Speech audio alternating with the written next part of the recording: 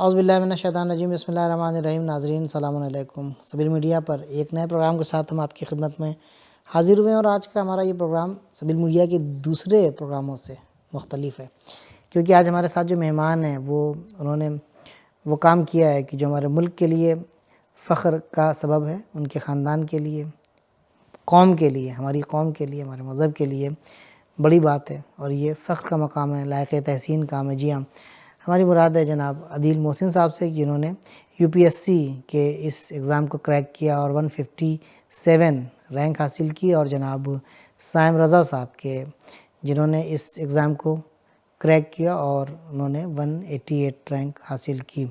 यकीनन ये हमारे लिए, हमारे मुल्क के लिए, हमारी कौम के लिए खुशी का मकाम है और इस तरह के हमारे जवान हमारे लिए रोल मॉडल हो सकते हैं। इस प्रोग्राम में हम इनसे जानेंगे कि इन्होंने क्या तरीक़ा अपनाया, क्या स्ट्रेटजी अपनाई इस इम्तिहान को तैयार करने के लिए, किस तरीके से ये रोल मॉडल हो सकते हैं हमारे जवानों के लिए, और बहुत सी बातें हम आज के इस प्रोग्राम में करेंगे इनसे। लेकिन इससे पहले कि हम मेहमानों की खिदमत में चलें, आपको बताते चलें कि इस साल 2023-24 में यूपीएससी यानी यूनियन पब्लिक सर्विस कमीशन के एग्ज़ाम को 1016 कैंडिडेट्स ने क्रैक किया।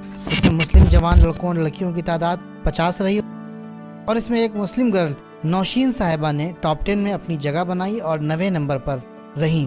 हम सबील मीडिया ग्रुप सभी क्वालिफायर्स को मुबारकबाद पेश करते हैं और उनकी कामयाबी तरक्की के लिए दुआगो हैं, ताकि वो मुल्क और मुल्क की आवाम की खिदमत में अपना किरदार अदा कर सकें। इसी कड़ी की दो शख्सियात जनाब अदील मोहसिन साहब रैंक 157 और साइम रज़ा साहब रैंक 188 आज हमारे साथ हैं, जो हमारी कौम यानी शिया असनाशरी कम्युनिटी को रिप्रेजेंट करते हैं। आइए चलते हैं इनकी खिदमत में और गुफ्तगू करते हैं। तो सबसे पहले हम चलते हैं जनाब साइम साहब की खिदमत में। एक छोटा सा उनका जो है वो मुख्तसरन चंद जुमलों में तारुफ़ हो जाए, फिर अदील साहब की खिदमत में चलेंगे, उनका तारुफ़, और फिर जो गुफ्तगू का सिलसिला है वो शुरू होगा। साइम साहब जी बिस्मिल्लाह। अस्सलाम वालेकुम। जी अस्सलाम वालेकुम। आप लोगों का बहुत बहुत शुक्रिया। वालेकुम अस्सलाम। आपने अपने प्रोग्राम में बहुत इज़्ज़त दी हमें, उसके लिए बहुत बहुत शुक्रिया। मेरा नाम साइम रज़ा है। मैं बिहार के शहर मुज़फ़्फ़रपुर का रहने वाला हूँ। मेरे वालिद स्टेट बैंक में एम्प्लॉय थे और अब तो रिटायर्ड हैं। और मैंने अपनी जो एजुकेशन है, प्राइमरी एजुकेशन यहीं मुज़फ़्फ़रपुर से ली है। उसके बाद मैंने इंजीनियरिंग की थी बैंगलोर से, बैंगलोर इंस्टीट्यूट ऑफ टेक्नोलॉजी से। और वहीं इंजीनियरिंग कंप्लीट करने के बाद मैंने जॉब की एक कॉरपोरेट कंपनी में। लगभग 4 साढ़े 4 साल का मेरा कॉरपोरेट का एक्सपीरियंस था। उसके बाद फिर मैंने वो जॉब छोड़ करके इस एग्ज़ाम की प्रिपरेशन की लगभग 3 साल, और फाइनली 2024 में ये एग्ज़ाम में कामयाबी हासिल हुई, अल्हम्दुलिल्लाह। माशाल्लाह, जज़ाकल्लाह। अब चलते हैं हम अदील साहब की खिदमत में कि अदील साहब का भी तारुफ़ हो जाए हमारे ऑडियंस के लिए, मुमिनीन के लिए, तो फिर आगे फिर हम चलते हैं अपनी गुफ्तगू की तरफ। अदील साहब बिस्मिल्लाह। बिस्मिल्लाहिर्रहमानिर्रहीम। अस्सलाम वालेकुम। सबसे पहले बहुत अस्सलाम। बहुत शुक्रगुजार हूँ आप लोगों का कि आप लोगों ने ये पॉडकास्ट का इनेकाद किया, मुझे मौका दिया। मेरा नाम सैयद अदील मोहसिन है। मैं भी माशाल्लाह। मुजफ्फरपुर ज़िले का रहने वाला हूँ, जैसे साहिब भाई है। और मैं मुजफ्फरपुर के एक छोटे से गाँव मोहम्मदपुर मुबारक का रहने वाला हूँ। और मेरे वालिद साहब का नाम सैयद मेहदी रज़ा है। उनका इंतकाल जब मैं 11वीं क्लास में था, जब मैं गया था। वो एक शायर भी थे और एक खुदा कातिल भी रहमत थे। करे उन पर। उनके बाद मैंने अपनी जो प्राइमरी एजुकेशन है, जी, मैंने जो अपनी प्राइमरी एजुकेशन है वो यही मुजफ्फरपुर से हासिल करी 10वीं क्लास तक। उसके बाद से मैं दिल्ली शिफ्ट हो गया था जामिया में, जहाँ से मैंने 11th-12th करा। और उसके बाद से मैंने बीटेक मैकेनिकल इंजीनियरिंग में करा जामिया से ही। और उसके बाद से फिर मैं सिविल सर्विसेज की प्रिपरेशन में लग गया, वो भी मैं जामिया से ही मैंने प्रिपरेशन करी। फाइनली मेरे चौथे अटेम्प्ट में, चौथी कोशिश में मुझे कामयाबी हासिल हुई। और इस बार मैंने माशाल्लाह, 157 रैंक हासिल माशाल्लाह। करी। खुदा आपको तरक्की इनायत फ़रमाए और आपकी तौफ़ीक़ात में इज़ाफ़ा करे, और ये ज़िम्मेदारी, नई ज़िम्मेदारी जो अल्लाह ने आप दोनों के काँधों पर रखी है, आपको तौफ़ीक़ इनायत करे कि सही तरीक़े से और बतौर एहसन उसे अंजाम दे सकें। जाफ़र साहब माशाल्लाह ये लायक़ तहसीन है हमारे बिल्कुल। ये जवान, और खुदा फिर से इनके लिए दुआ करें कि खुदा जो है इनकी तौफ़ीक़ात में इज़ाफ़ा करे। यकीनन कामयाबी, तरक्की, ख़ुद हमारा दीन भी इस बात की तरफ हमको जो है वो शौक़ दिलाता है, तशवीक़ दिलाता है। रवायात, आयात जो है वो इस सिलसिले में बहुत सी मौजूद हैं। अभी हम सवाल लेंगे कि किस तरीक़े से इन तरक्की की राहों को हम तय कर सकते हैं, हमारे जवान किस तरीक़े से इस तरफ आ सकते हैं। अगर इन 2 लोगों से आपके कुछ सवालात हैं या गुफ्तगू में आप इसमें शरीक होना चाहते हैं तो आप शुरू करें, ज़्यादा बेहतर होगा। बिस्मिल्लाह। औज़ुबिल्लाहि मिनश्शैतानिर्रजीम बिस्मिल्लाहिर्रहमानिर्रहीम। जैसा कि जॉन भाई आपने फरमाया कि यकीनन हमारा मकतब और जो हम जिस मज़हब से ताल्लुक़ रखते हैं, बिल यकीन और बिलक़त हम कह सकते हैं कि शायद इस मज़हब से ज़्यादा किसी ने भी इल्म की अहमियत के ऊपर तवज्जो नहीं दिलाई है। आप कुरान मजीद की आयतें देख लें या वो अहादीस जो अइम्मा मासूमीन अलैहिमुस्सलाम से नक़ल हुई हैं, तो उसमें मुतअद्दिद मकामात पर अइम्मा अलैहिमुस्सलाम ने इल्म हासिल करने और इल्म के बालातरीन मर्तबे को हासिल करने की तशवीक़ दिलाई है अपने शागिर्दों को। एक वो हदीस है कि जिसमें जिसको अक्सर जो है सबील मीडिया के प्रोग्राम में भी यूज़ किया जाता है और काफ़ी रहबर मौज़म भी उसे काफ़ी यूज़ करते हैं और वाक़ईन आज के इस ज़माने में काफ़ी जो है उस हदीस को बरजस्ता तौर पे देखा महसूस किया जा सकता है कि जिसमें मौला कायनात अलैहिस्सलाम फरमाते हैं कि अल इल्मु सुल्तानुन, कि बेशक इल्म कुदरत है, ताकत है, कि मन वजदहु साला, कि जिसके पास ये इल्म हो, जिसके पास ये कुदरत हो, ये ताकत हो, तो वो लोगों पे हावी हो जाता है, वो लोगों की बात हो। लेकिन जिसके पास ये कुदरत नहीं होती तो फिर लोग उसके ऊपर हावी हो जाते हैं। लिहाज़ा यानी ये मकतब जो है वो इल्म का मकतब है और यकीनन ये अफ़राद जो हैं, ये 2 भाई जो हमारे हैं, वाक़ईन कौम के लिए फ़ख्र की बात है कि किस तरीके से इन्होंने जो है वो कौम का नाम रोशन किया है। मैं बस ये एक सवाल ये करना गुफ्तगू का आगाज़ करने के लिए बस ये कहना चाहूँगा कि मैं पूछना चाह रहा था कि हमारे व्यूअर्स के लिए हमारे भाई अगर तो बता सकें कि मसलन यूपीएससी क्या है और इसमें क्या ज़िम्मेदारियाँ होती हैं, जो शख्स यूपीएससी क्रैक करता है? मेरे ख़्याल से आप जो है वो अगर आदिल साहब से या साइम साहब से किसी एक से जो है जी। अच्छा। कोई भी अदिल अदिल भाई, ए से इनका नाम शुरू होता है तो अदिल भाई जो है आप बताइए बिल्कुल। जी, जी, ज़रूर। जी। यूपीएससी जो है वो इस मुल्क की जो सबसे हाईएस्ट पोजीशन होती है, ब्यूरोक्रेटिक पोजीशन होती है सिविल सर्विसेज में, उसके लिए एग्ज़ाम कराती है। यूँ तो यूपीएससी और भी एग्ज़ाम्स कराती है, बट जो एग्ज़ाम हमने दिया है वो सिविल सर्विसेज का एग्ज़ाम है और इसके थ्रू 21 डिफरेंट सर्विसेज के लिए लोग सिलेक्ट होते हैं। मोस्टली जो इसमें सर्विसेज होती है वो ग्रुप ए सर्विसेज होती है, कुछ ग्रुप बी सर्विसेज भी होती है। बेसिकली जो हाईएस्ट पोजीशन ब्यूरोक्रेटिक पोजीशंस होती है वो इसके थ्रू सिलेक्ट होते हैं। इसमें आपके आईएएस का सिलेक्शन होता है, जो इंडियन एडमिनिस्ट्रेटिव सर्विसेज है, जो एडमिनिस्ट्रेशन को देखती है। एडमिनिस्ट्रेशन में आपका शहर का एडमिनिस्ट्रेशन आ जाता है, उसके बाद दीगर मिनिस्ट्रीज के अंदर एज अ सेक्रेटरी काम करते हैं, तो वो लोग आईएएस बनते हैं। जो आईएएस बनते हैं वो ये ओहदा संभालते हैं। उसके बाद इंडियन पुलिस सर्विसेज है, जो पुलिस को हेड करते हैं डिफरेंट डिफरेंट लेवल पे, चाहे वो एक शहर के लेवल पे हो, चाहे वो एक स्टेट के लेवल पे हो, वो लोग इंडियन पुलिस सर्विसेज के थ्रू जाते हैं। उसके बाद जिसमें आईआरएस है, इंडियन रेवेन्यू सर्विसेज, इन लोगों का ये सर्विस वो सर्विस है कि जिसके थ्रू जो लोग सिलेक्ट होते हैं वो रेवेन्यू का काम देखते हैं कि माशी जो एडमिनिस्ट्रेशन है उसको उससे डील करते हैं कि जो सरकार का रेवेन्यू है उसको कैसे कलेक्ट करना है, चाहे वो टैक्सेशन वगैरह से रिलेटेड। और इसके अलावा और भी दीगर सर्विसेज, इंडियन फॉरेन सर्विसेज है, जो इंडियन एम्बेसी वगैरह है, उनमें जो इंडिया के जो एम्बेसडर होते हैं, इंडिया के कॉन्सुलर जनरल होते हैं, वो सारे लोग इंडियन फॉरेन सर्विसेज से बनते हैं और फॉरेन मिनिस्ट्री में उनका अलग अलग रोल होता है। तो ऐसे कई सारी दीगर सर्विसेज है, इनमें कुल मिला के 21 सर्विसेज है और वो सर्विसेज इस एग्जाम के थ्रू सिलेक्ट होती है। इस एग्जाम में बेसिकली 3 फेजेस होते हैं। सबसे पहला प्रीलिम्स होता है, फिर मेंस होता है, फिर इंटरव्यू होता है।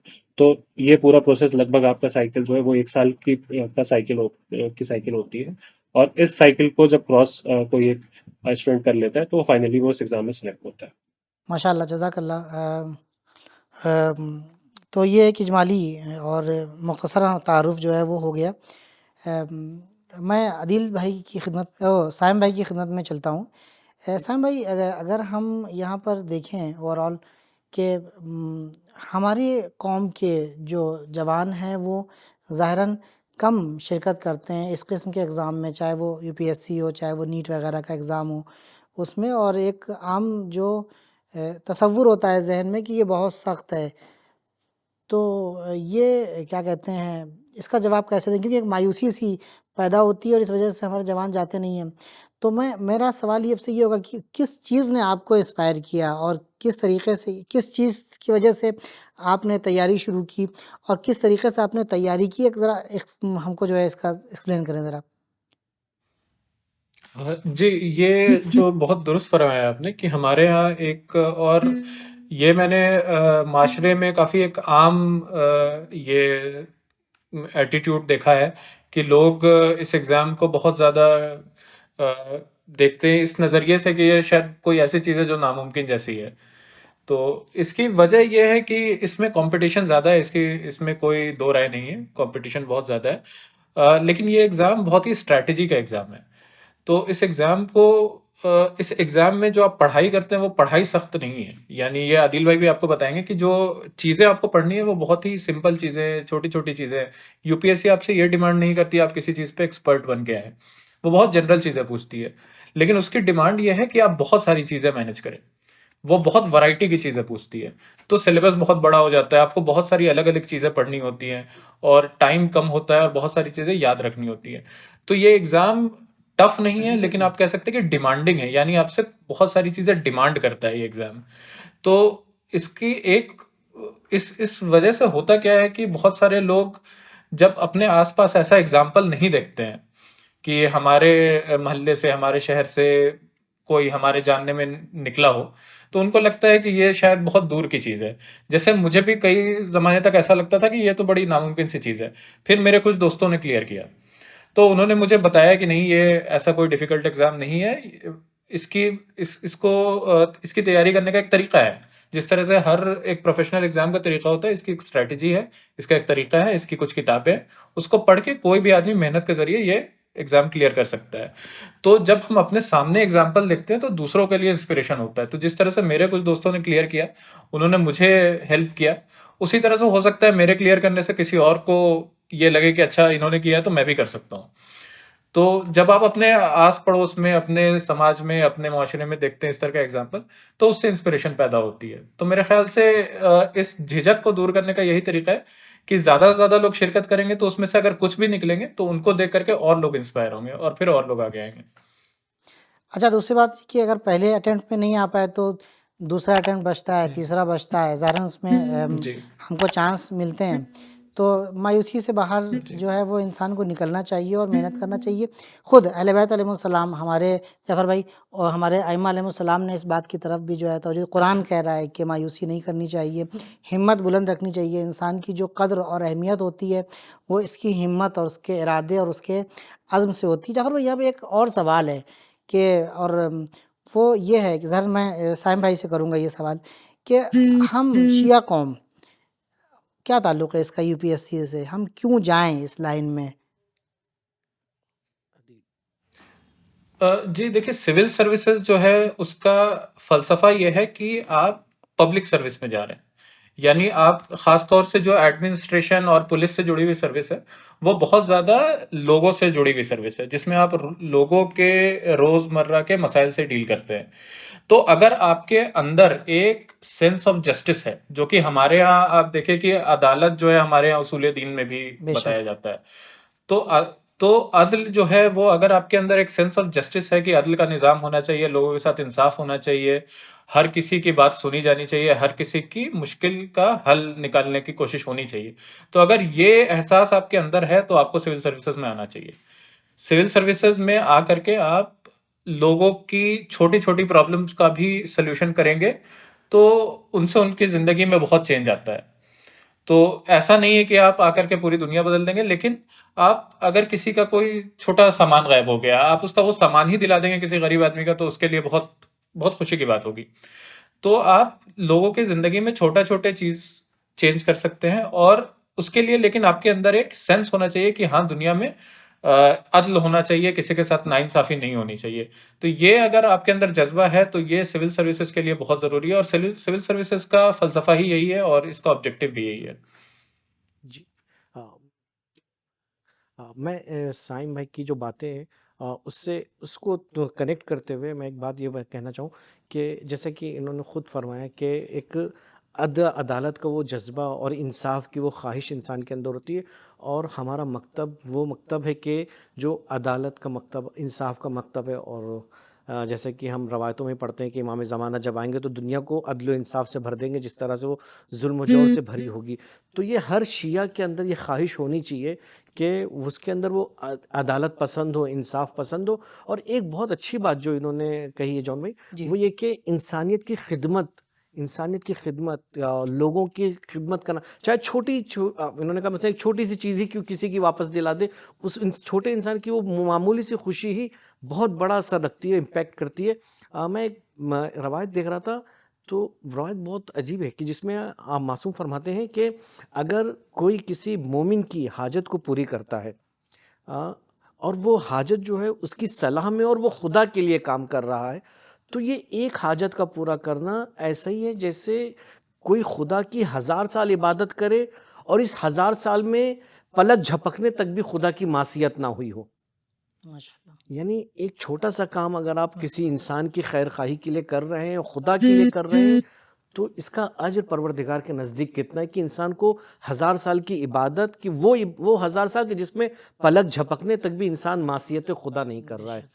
तो बहरहाल ये रिलीजियस पॉइंट ऑफ व्यू से इन्होंने एक हदीस बयान की यहाँ पे, और खिदमत खल्क की बात आपने की कि हम किसी को जस्टिस दिला सकते हैं, हम किसी को इंसाफ दिला सकते हैं। रवायत में आया है कि अल खल्क़ु अयालुल्लाह, बिल्कुल कि जो मखलूक खुदा है वो अल्लाह की आल है, अल्लाह की किफ़ालत में है। और जो शख्स अल्लाह की मखलूक का ख़्याल रखता है, परवरदिगार आलम उसका ख़्याल रखता है और उसके तमाम हाजात को और उसके तमाम पूरा करता है, मुश्किलात को दूर करता है। ये बहुत अच्छा, मतलब आपका जो मोटिव रहा है कि हम इस मकसद से इस लाइन में, यानी यूपीएससी आपने क्रैक किया। ठीक है, बहुत से लोग हैं अच्छी रैंक लेके आते हैं, लेकिन वो मकसद उसके पीछे क्या होता है, ये बहुत इम्पोर्टेंट होता है। मैं चलूँगा आदिल भाई की खिदमत में। आदिल भाई, यकीनन सख्त है आपके लिए, आप लोगों ने इस मरहले को गुजारा है, आपने भी, साइम भाई ने भी, और बहुत तैयारी की है। इरादा आपका बहुत कवी था, आपने टाइम मैनेजमेंट का इसमें आपने बहुत ख़्याल रखा है। हमारे जवानों को आप किस तरीके से बताएंगे, किस तरीके से आसानी के साथ, कि उनके लिए सख्त भी ना हो, मुश्किल भी ना लगे, उनको मायूसी भी ना हो, किस तरीके से वो इस किस्म के एग्ज़ाम को जो है वो क्रैक कर सकते हैं, उसकी आमादगी बग़ैर मायूसी के और बग़ैर जो कहते हैं दिल उचाट हो जाता है लोगों का कि नहीं सख्त है, पहले ही से जो है हौसला टूट जाता है उनका, हौसला भी बरकरार रहे। तो उसके लिए आप क्या राय देंगे और क्या तरीके बताएँगे हमारे जवानों को?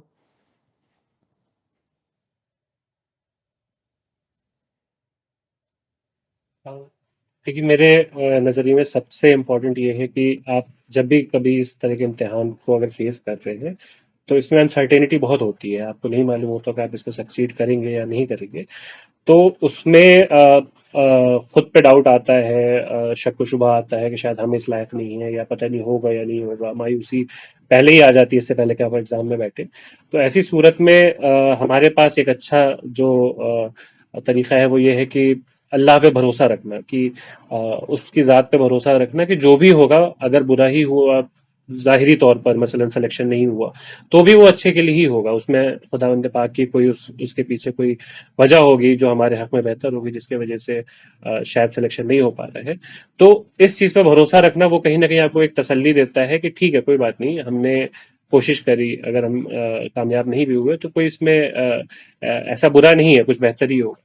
एक चीज ये है, दूसरी चीज ये कि बाद इसके खुद पे भरोसा रखना, कि अगर आप किसी मकसद से इस एग्जाम में आए हैं, तो खुद पे ये भरोसा रखना कि आपके अंदर ये कैपेबिलिटी है कि आप इसको अचीव कर सकते हैं, और साथ साथ ये कि आपके अंदर मेहनत करने की वो ताकत होनी चाहिए कि भाई जो ये एग्जाम डिमांड करता है, अगर आपसे ये चाहता है एग्जाम कि आप 8 घंटे 10 घंटे पढ़े, तो आप 8 घंटे 10 घंटे कंटिन्यूसली दे पाते हैं। ये चीज आपके अंदर ये चीज आपके अंदर होनी चाहिए। तो ये दो चीजें, एक खुदा पे भरोसा और एक खुद पे भरोसा, ये बहुत ज्यादा इंपॉर्टेंट है मेरे हिसाब से ये इस एग्जाम में कामयाब होने के लिए। और तीसरी चीज, इस तरह के एग्जाम में जो आप तैयारी करते हैं, वो ये प्रोसेस खुद में काफी एक एनरिचिंग एक्सपीरियंस होता है। अगर आप मसलन, मैं ये सोचता था कई बार कि जब 3 अटेम्प्ट हो गए और मैं सिलेक्शन नहीं हो, तो मैं ये सोचता था कि मेरे पास दिखाने को क्या है 3 अटेम्प्ट के बाद। तो मेरे पास ये था कि इस तीन इस 3 अटेम्प्ट में मैंने बहुत कुछ सीखा, बहुत कुछ जो मेरी जो अंडरस्टैंडिंग है, जो मेरी इल्म है, उसमें बहुत ज्यादा इजाफा हुआ। पहले मैं बहुत कम चीजें जानता था, मैं बहुत ज्यादा चीजें जानता हूँ। तो एट द एंड अगर मेरा शायद मुझे ये ओहदा ना मिले, लेकिन जो मैंने जिंदगी में सीखा है वो बहुत इंपॉर्टेंट है।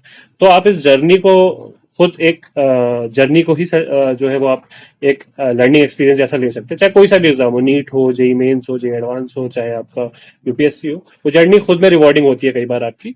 तो आप उसको इस नजरिए से भी देख सकते हैं, जिससे आपको अगर खुदा न खास्ता कामयाबी ना भी जी। मिले तो भी आप आ, मायूस नहीं होंगे। आदिल भाई, मैं यहीं पे एक सवाल और भी करना चाहता हूँ कि एक थॉट पाया जाता है खासकर हमारी कम्युनिटी के अंदर कि हम शिया जी जो हैं मसलन क्यों इस तरह की यूपीएससी के एग्ज़ाम्स या नीट वगैरह के एग्ज़ाम्स में जो हैं वो आए और शरीक हों, इसको compete करें।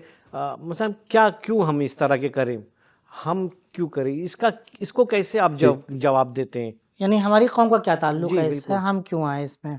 आपका सवाल ये था कि एक शिया जो है वो इस एग्जाम को क्यों दे, वो इस एग्जाम के लिए सूटेबल क्यों है। तो मैं ये बता रहा था कि मैं सैम भाई की बात से बिल्कुल इत्तेफाक रखता हूँ कि एक जो एक तो ये कि हमारा जो अदल और इंसाफ का जो तकाजा है वो हमारे अंदर हमारे दीन का बहुत अहम हिस्सा है।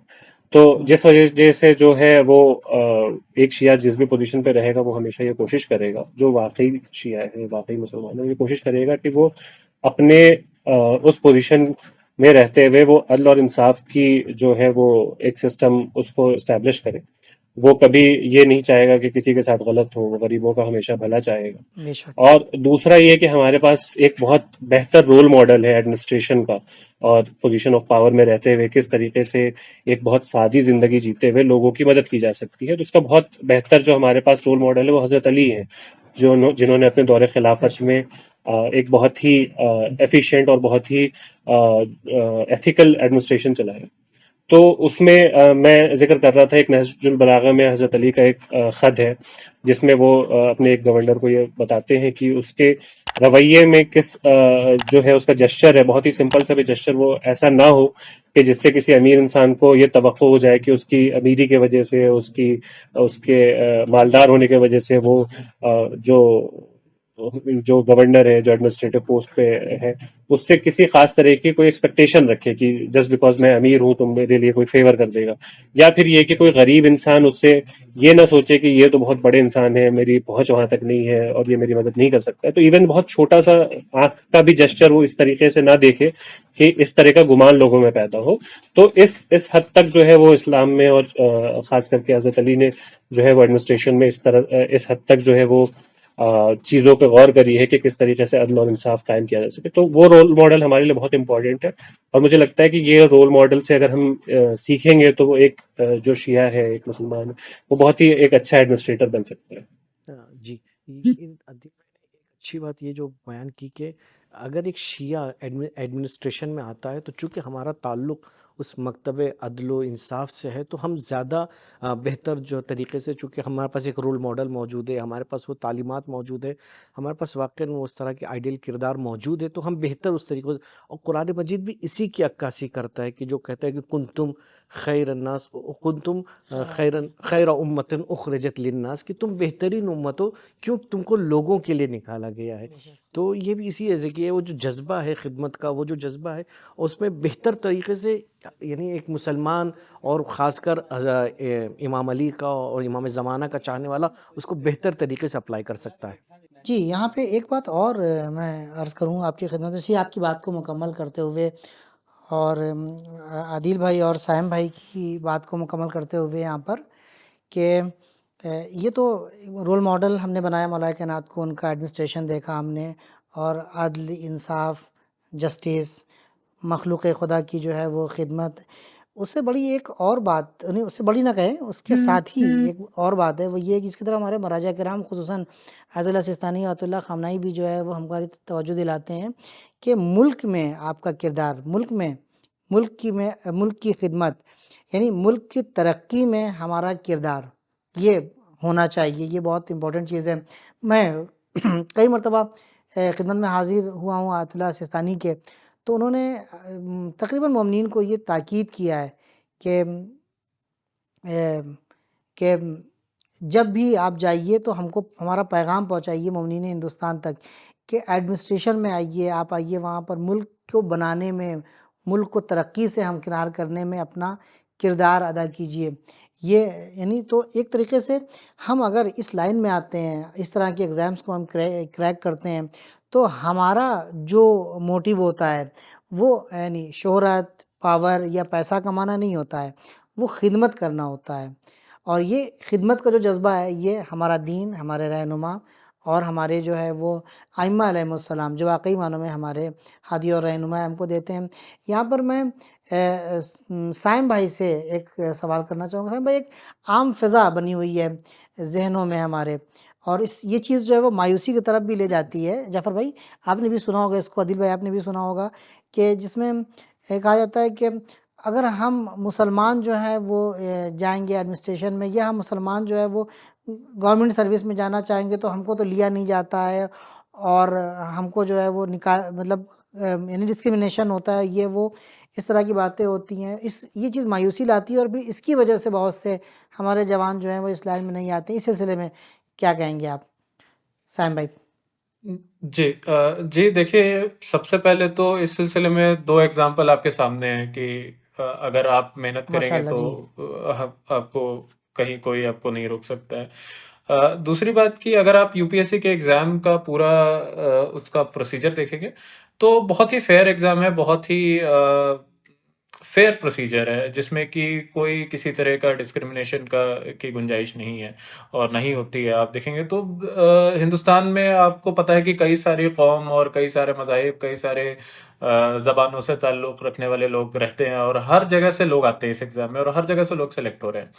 तो अगर आप अपने अंदर पहले से एक एहसास कमतरी पैदा कर लेंगे कि हमारा तो नहीं होना है, या हमारा किसी तरह का डिस्क्रिमिनेशन है, तो आप पहले ही अपने आप को साइकोलॉजिकली डिफीट कर लेंगे।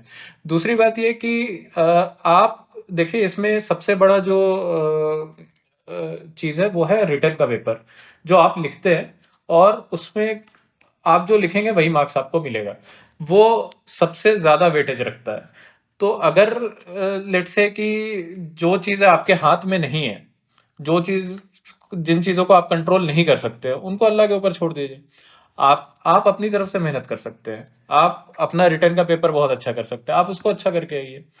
तो बिल्कुल माशाल्लाह। अगर हाँ, तो जिस चीज़ पे हमारा कंट्रोल नहीं है उसके बारे में, पहली बात कि ये मैं अगर बहुत ज़्यादा उसका टेंशन लूँ तो उसका भी कोई फ़ायदा नहीं है।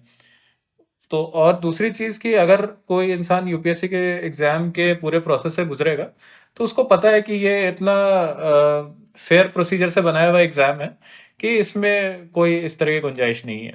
तो मेरा ख़्याल है कि इस तरह की चीज़ें जो है लोगों को नहीं सोचनी चाहिए, और लोगों को ज़्यादा से ज़्यादा कोशिश करनी चाहिए कि और भी सिर्फ़ सिविल सर्विसेज़ ही नहीं, और भी बहुत सारे एग्ज़ाम में, सारे एग्ज़ाम में जिसका जो इंटरेस्ट है, उस हिसाब से वो एग्ज़ाम ट्राई करना चाहिए, बिल्कुल।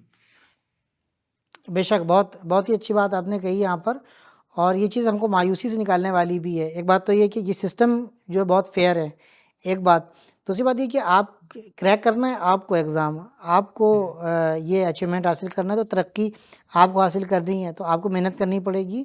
आप अपनी मेहनत कीजिए, खुदा के ऊपर छोड़ दीजिए। खुदा जो है वो बिगड़ी बनाने वाला है। खुदा जो है वो आपको देखेगा आपने किस तरीके से मेहनत की है, वो उसकी मसलियत है। आप आएँगे ऊपर इंशाअल्लाह।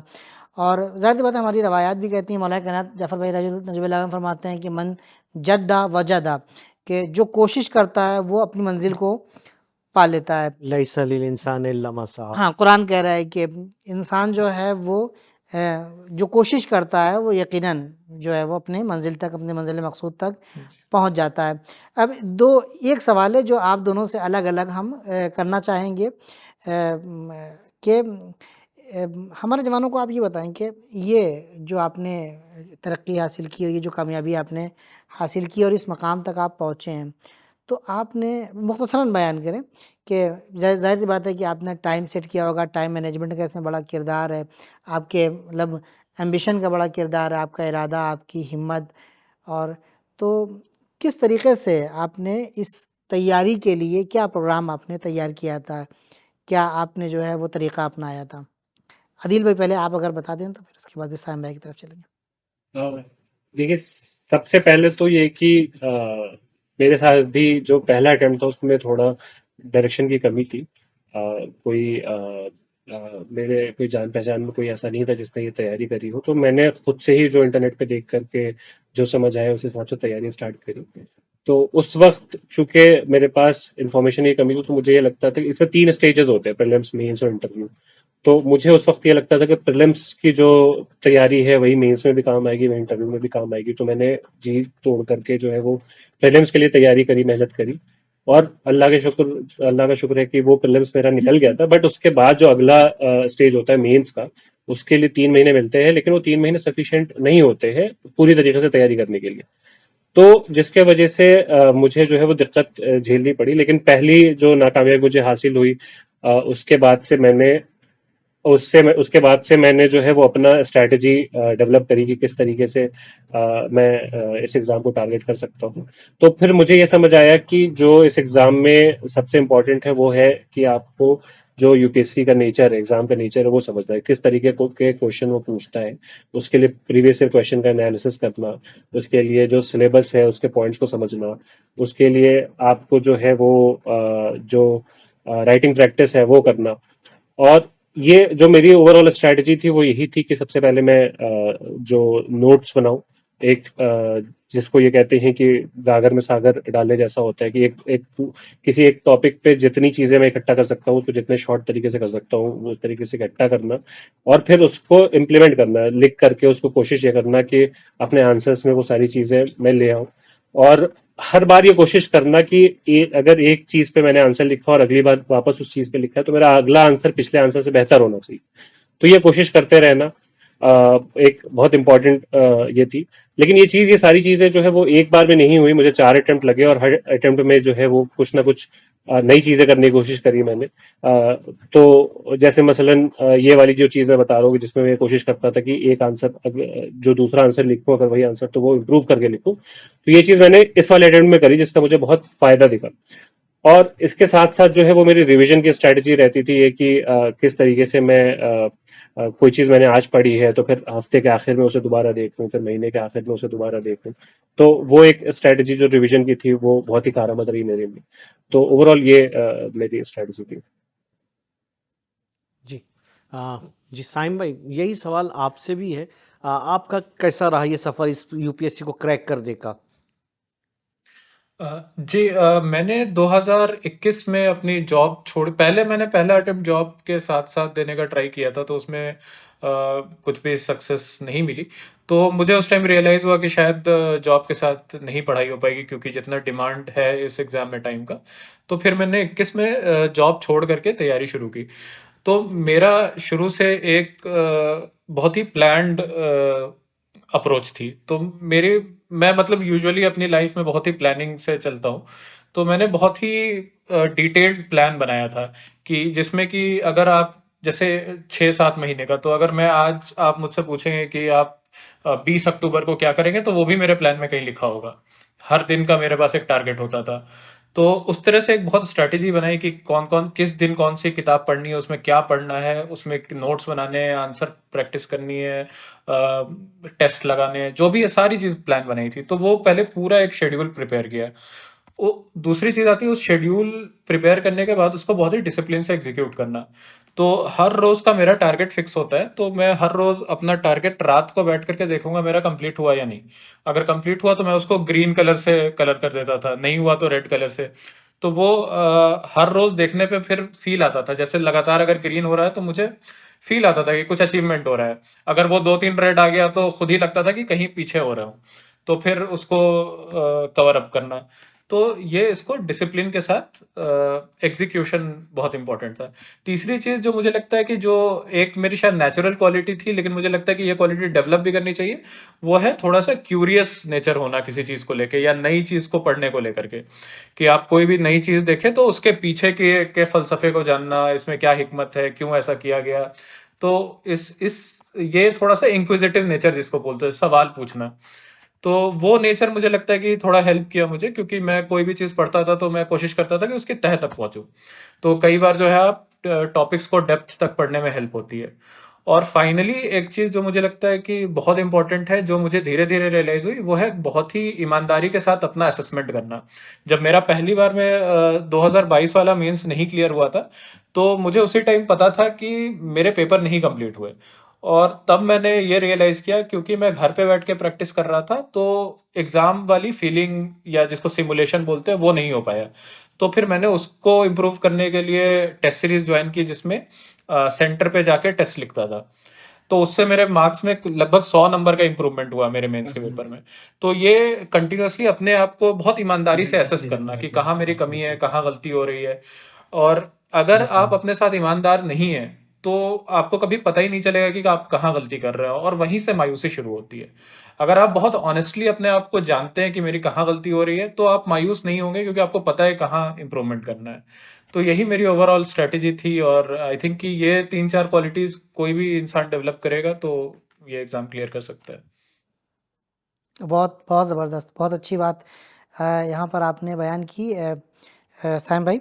मैं आपकी खिदमत में अर्ज़ करूँ कि इसमें से पहली चीज़ आपने जो कही कि प्लानिंग, कि आप हर चीज़, हर काम जो है आप भी और क्या कहते हैं अदील भाई, दोनों इन्होंने प्लानिंग की उसके लिए, इस एग्ज़ाम के लिए, इसको यानी क्रैक करने के लिए प्लानिंग खुद अहले बैत अलैहिस्सलाम मौलाए कायनात ख़ास तौर से अपनी आखिरी वसीयत में कहते हैं कि उसीकुम बिन्नज़्म अम्रिकुम, अपने आप को मुनज़्ज़म रखो और प्लानिंग के साथ काम करने के लिए अहले बैत अलैहिस्सलाम की, कुरान की, रसूल खुदा सल्लल्लाहु अलैहि वसल्लम की और ख़ुसूसन मौलाए कायनात की बहुत ज़्यादा ताकीद है इस बात के ऊपर। दूसरी चीज़ जो आपने कहा सेल्फ़ असेसमेंट जो है यहाँ पर, ये भी हमारे दीन की ताकीद है।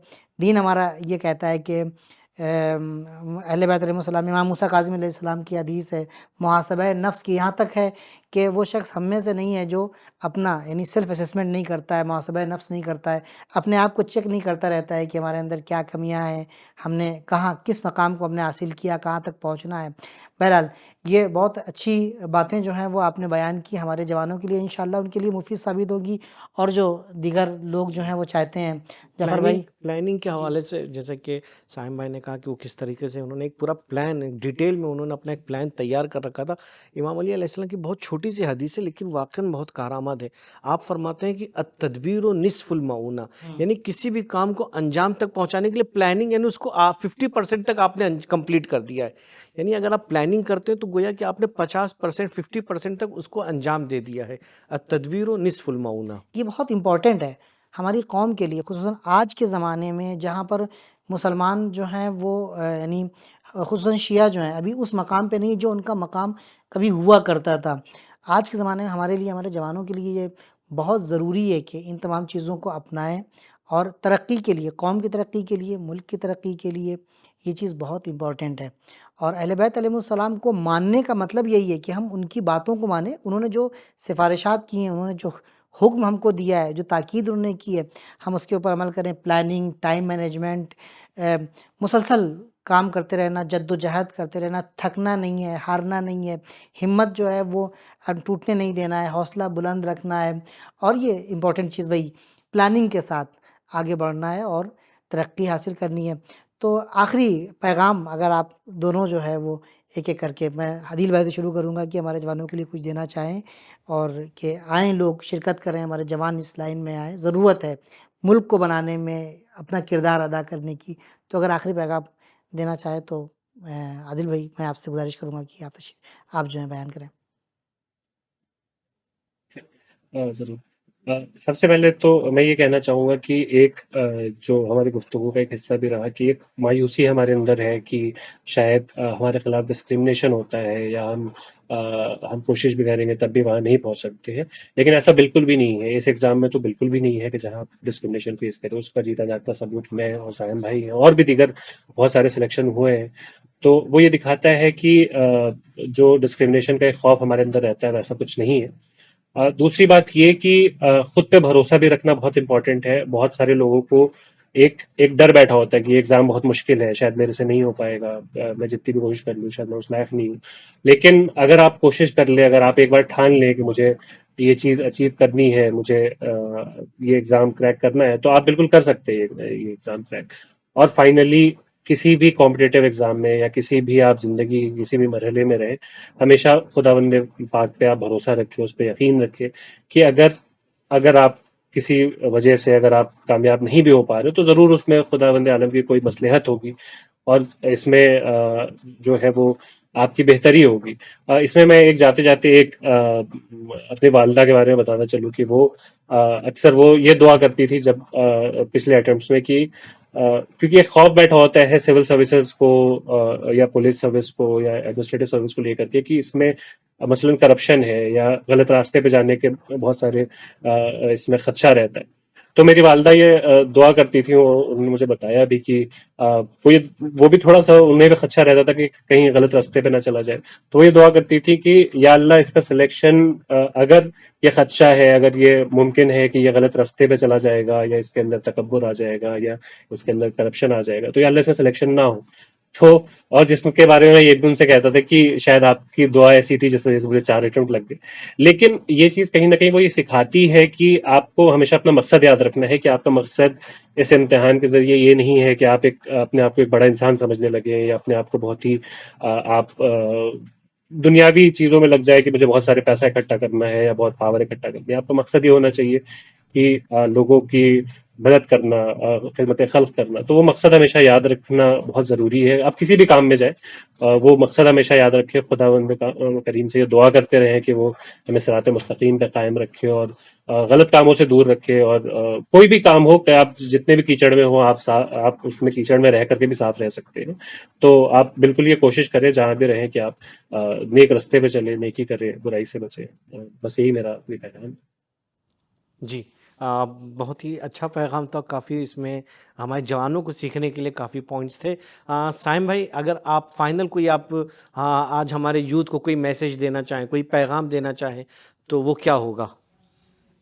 जी, मैं अदील भाई ने जो एक बात बोली मैं वहां से पिक करूंगा कि एजुकेशन आज के दौर में एक तो तब्दीली ये आई है कि जवान जो है वो एजुकेशन को अहमियत दे रहे हैं। ये बहुत अच्छा चेंज है। लेकिन एजुकेशन जो है वो सिर्फ पैसा कमाने का या तरक्की करने का या कामयाबी हासिल करने का जरिया बन के नहीं रहना चाहिए।